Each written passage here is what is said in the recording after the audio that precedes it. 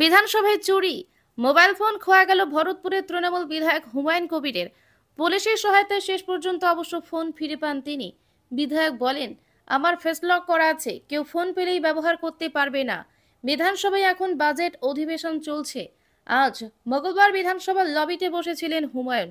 পাশে রাখা ছিল তার আইফোন। বিধায়কের দাবি, অধিবেশন শুরু হওয়ার ফোন না নিয়েই ভেতরে চলে যান তিনি। এরপর ফিরে এসে আর ফোনটি পাননি।